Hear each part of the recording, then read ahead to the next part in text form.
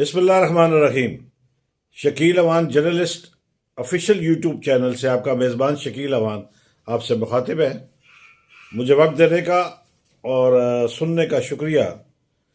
आज कबूतर जो लेकर आया खबर वो खेल के मैदान से है और ख़ुसूसन क्रिकेट के हवाले से है कि एशिया कप जो कि अगले साल सितंबर में पाकिस्तान उसका मेज़बान था होना था, उस हवाले से भारत ने फिर भी एक अपनी साबका रवायत को नहीं छोड़ा और हठधर्मी की, खेल के मैदान में भी सियासत की और ख़ुद ही इजलास के इनेकाद के बगैर ही खुद ही एक फ़ैसला कर लिया कि हम इसमें शिरकत नहीं करेंगे।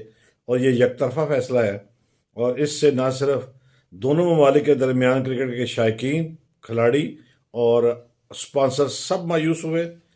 इस के हवाले से हमें बहुत सख्त स्टैंड लेना होगा। पाकिस्तान क्रिकेट बोर्ड को स्टैंड लेना होगा, हुकूमत पाकिस्तान को स्टैंड लेना होगा और इस मामले को आईसीसी में ले जाना होगा ताकि भारत को इस बात पर पूछा जाए कि उसने ऐसा क्यों किया। आज अदालतों से भी दो खबरें हैं कबूतर लेकर आया। एक इस्लामाबाद से कोई आज से 6 साल कबल बैरिस्टर फहद मलिक साहब को एक झगड़े के दौरान कत्ल कर दिया गया और उसके 3 मुल्ज़मान को आज अदालत ने 6 साल बाद उम्र कैद की सज़ा सुनाई। और इसके बाद इंसाफ कहाँ तक पहुँचा, इस हवाले से जो मकतूल के लवाकिन हैं वो कहते हैं कि हम फांसी की सज़ा के हवाले से हम जाएंगे सुप्रीम कोर्ट तक, वो अपील करेंगे। तो इस्लामाबाद से ये खबर। और कराची से जो शाहजेब कत्ल केस था उसमें शाहरुख जतोई को आज बरी कर दिया गया सुप्रीम कोर्ट से और 3 मुल्ज़मान को भी बरी कर दिया गया।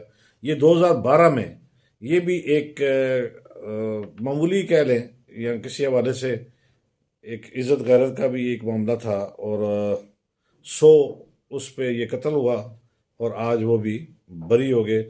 और ये इस पे वकील का ये मौक़िफ़ था जो कातिल पार्टी का था कि ये रज़नामा हो चुका है। और इस रज़नामे के हवाले से आपको याद होना चाहिए कि 2012 में मकतूल शाहरुख की वालदा के आंसू और इस रज़नामे के हवाले से जो उनकी बॉडी लैंग्वेज थी वो बहुत कुछ बता रही थी। और आप याद रखिएगा कि अल्लाह के यहाँ देर है अंधेर नहीं। आप किसी को इतना डरा धमका के उसे रज़नामा लिखवा लें और फिर आप समझें कि ये इंसाफ का बोलबाला है, ऐसा नहीं है, ये जुल्म है। देखिए अंजाम क्या होता है। तहम अभी कुछ अरसा में मज़ीद देखना होगा क्योंकि अल्लाह के यहाँ देर है अंधेर नहीं। आज चीफ इलेक्शन कमिश्नर जनाब राजा सुल्तान सिकंदर को, जिनके हवाले से हमारे कबूतर का दावा था, खबर थी कि वो खुद करेंगे, पीटीआई के चेयरमैन के ख़िलाफ़ अदालत जाएंगे। इससे पहले कि वो जाते, पीटीआई वाले जुडिशल कमीशन में चले गए हैं राजा सुल्तान सिकंदर साहब के हवाले से। उनके ख़िलाफ़ उन्होंने एक रिट दायर कर दी है। अब चॉइस जो है अब उनके पास नहीं रही और अब जुडिशल कमीशन देखेगा कि चीफ इलेक्शन कमिश्नर के पर जो इल्ज़ामात हैं वो कहाँ तक सही हैं। तो वो जो डिले है वो जो चीफ इलेक्शन कमिश्नर साहब की तरफ से हुआ है, क्योंकि अब वो कुछ भी दावा नहीं कर रहे जो कह रहे, तो अब वो अपनी गेम खुद अपने ताई हार चुके हैं। उनके पास जो मौका था, जो उन्हें बददियानत कहा गया था, वो कर सकते थे और दावा तो किया गया। कबूतर का दावा बड़ा अथेंटिक था कि शायद वो जा रहे हैं, बल्कि यकीनन जा रहे हैं, लेकिन देर कर दी। और पीटीआई इससे पहले कि वो जाते, पीटीआई खुद अदालत चलेगी, जुडिशल कमीशन चलेगी। तो अब उन्हें वहाँ पर इसका जवाब देना होगा। आज कबूतर ने बताया कि MQM हमेशा की तरह अपने मुतालबात मनाने में कामयाब होती है और अब भी होगी है।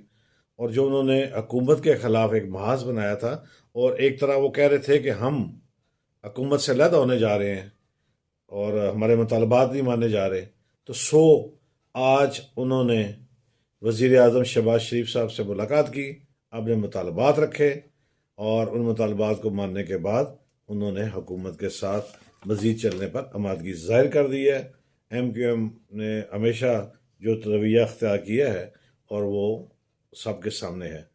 آج ویورس، آج سانح کارساز کا آج 15 برس مکمل ہو گئے ہیں۔ یہ 18 اکتوبر کو ہوا تھا واقعہ، جب شہید بے نظیر بھٹو صاحبہ آئی تھیں اور ایک قافلے کو لیڈ کر رہی تھیں، اور اس میں بم دھماکہ ہو گیا تھا، جس میں اس وقت 177 لوگ جو تھے وہ فوت ہوئے تھے، مارے گئے تھے، جاں بحق ہوئے تھے، اور 686 زخمی ہوئے تھے۔ آج اس کو 15 برس مکمل ہو گئے ہیں، اور ہم دعا گو ہیں مرنے والوں کے لیے کہ اللہ ان کی درجات میں بلندی عطا فرمائے، ان کی بخشش عطا فرمائے۔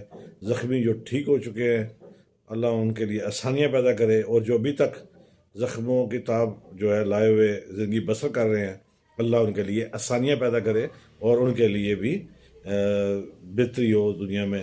اور ہماری دعا ہے، آج سانحہ کارساز کو پورے 15 سال ہو چکے ہیں۔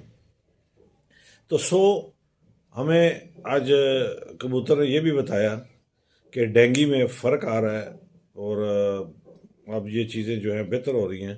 تو خیال رکھیے گا اپنا۔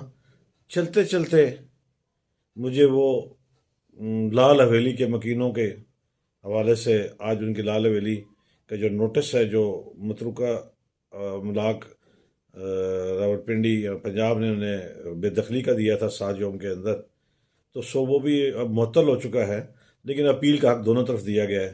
تو یہاں میں ایک واقعہ سنانا ضروری سمجھتا ہوں کہ لال حویلی کے مکینوں سے میں نے ایک بار رابطہ کیا، اور مجھ سے کسی نے رابطہ کیا تھا کہ ہماری دکانوں پر قبضہ ہو گیا، اور ہماری دکانوں پر بے دخلی کے نوٹس ہیں، اور وہ ناجائز ہیں، غلط ہیں، اور متروکہ املاک کے جو افسران ہیں وہ زیادتی کر رہے ہیں۔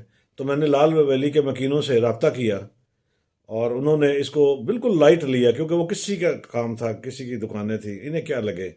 آج جب وہ اسی افسر کے دستخط سے جب بے دخلی کا نوٹس آیا، تو مجھے ان بیچاروں کا، جن لوگوں نے مجھے رابطہ کیا تھا کہ آپ ان سے بات کریں اور ہمیں ہمارے ساتھ زیادتی ہونے کو روکیں، تو آج میں نے دیکھا کہ یہ مکافات عمل ہے۔